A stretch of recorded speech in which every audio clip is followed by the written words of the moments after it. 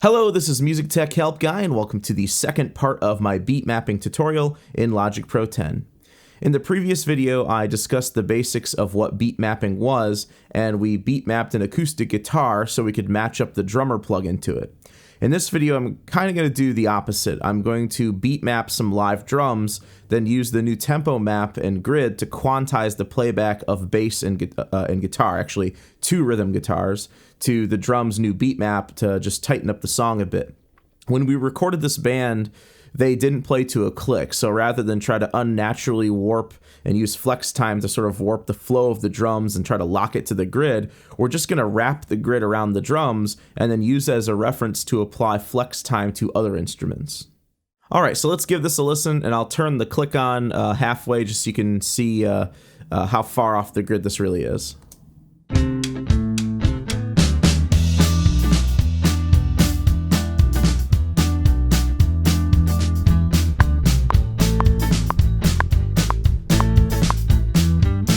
So you hear in there, it's not to the grid. We just have our default BPM of 120. What I'm going to do is this time I'm not actually going to try to sense the tempo. I'm just going to manually beat map a good chunk of the drums instead of trying to get to a close tempo, because you may end up with a band that is just their tempo ebbs and flows so much that you just can't do what we did in the last video and auto detect and auto create those beat map markers. So again, the first thing we're going to do is we're going to go up to our global tracks, or you can hit G to pull that up, right click in here somewhere and say show beat mapping. One important step that you're going to want to make sure that you do before we start beat mapping is to make sure that your beat mapping transients are being shown. So on a stereo waveform, they look like this, and on a mono waveform, they look like this. Without these markers, you can't snap the beat map to any specific transient. So on a track like this where there's no beat marker transients, what you're going to do is you're going to go over to beat mapping and go down to Analyze Transients. After that, the transients will be analyzed and the transient markers will show up. So for this, I'm going to use my overhead track as a reference for the beat mapping, because the overheads basically contain the entire drum kit. So you're going to hear the kick, the snare, the toms, the cymbals, and as well as the hi-hat in those tracks. There's just a stereo pair of condenser mics. So what I'm going to do is open up my beat mapping option, just like we did in the last video. Click on the overhead track. And again, it's a little bit weird to do this. You kind of have to click in the ruler and then pull down and over to the left or to the right to map the beat to where you want it to go. So we just pulled this beat over to measure 2. So let's listen to this. So it sounds like the next measure is right here. I'm just counting to 4 basically. So measure 3 is right here. So we're going to pull this over there. So now we should have 4 beats contained within here and here. Yep, and the best way to do this, turn your metronome on, make sure it sounds okay. And again, if you really want to get in here, you can sort of like get in here and do each individual beat if you want to do that. I really don't think that's too necessary with this group. I'm going to do a couple more measures. Let's do that right there. It's kind of hard to see, but it's pretty close on now.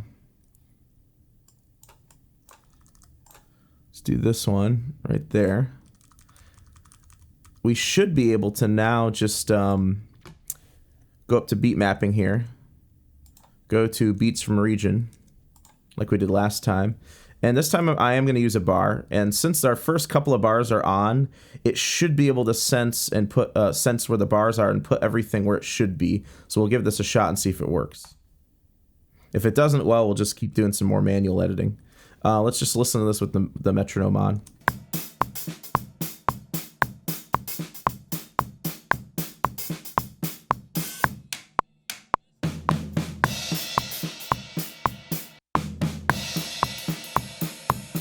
Yeah, so it looks like we're good. So now I can close up my global tracks. I can unsolo my overheads. Let's pull the volume back down. And let's just double check, make sure everything still sounds okay. Cool, we can turn our metronome off. So now what we're going to do is we're going to use this new grid and tempo map to synchronize the bass and the guitars with flex time up to the drums, just to tighten up the whole mix. So I'm going to show you quickly how I'm going to do that, and then what I'm going to do is I'll do it off screen, and I'll come back with the finished product. So basically, let's mute the bass for now. Start the guitars. Let's go ahead and turn flex time on right here. For the guitars, let's turn flex time on as well. It's going to automatically go to polyphonic. That's what I want. And that is a god-awful color. That's terrible to look at working with flex time. So let's choose something a little nicer looking. Here we go. And what we're going to do is, one thing I can do is I can quantize these to that same grid. I'm going to quantize these to a whole note. So let's drag over one of these, go over to our region parameters, click on quantize, and choose a 1-1, which is a whole note. And we'll do the same thing for this one. So now our guitar is locked in on the downbeats. But you'll hear there are some spots where the markers don't quite line up. So I may want to go through and do some manual edits. Let me just switch over to division mode here and sort of manually sync some of these to the grid. But the magic here is that this new grid that we have is not the grid we had before. This is a grid that has been created based on the tempo map of the drums. So any edits I make to this grid are going to match up with the drums grid. So what I'm going to do is off screen, I'm going to go through both guitars, tighten up some of the spots where they seem like they're a little bit out of time. And I'm going to go through the bass as well, quantize that to a whole note, and tighten up its rhythms. And I'll be right back. All right, we're back. And what I did is, like I said, I went through both guitar parts, the bass part, quantized to a whole note just to get the downbeats in place. And then I went through and sort of the bigger notes, the bigger transients, I went through and I quantized those to the grid. So both of our left and right rhythm guitars, as well as our bass, should match up with the drums pretty well and match up with each other as well. So this is going to tighten up the song overall. So let's just give this a quick listen.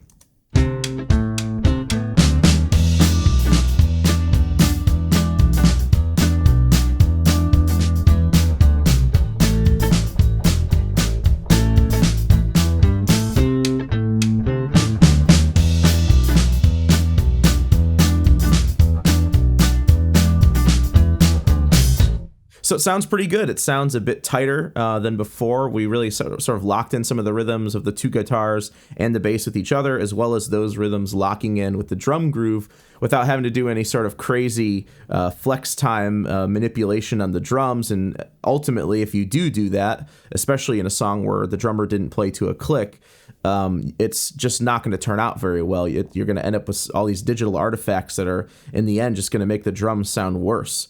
So what we're doing is we're just accepting the drummer's groove and then sort of wrapping all the other instruments around the drum's groove. So I hope you guys enjoyed this short 2-part video series on beat mapping, and thanks for watching.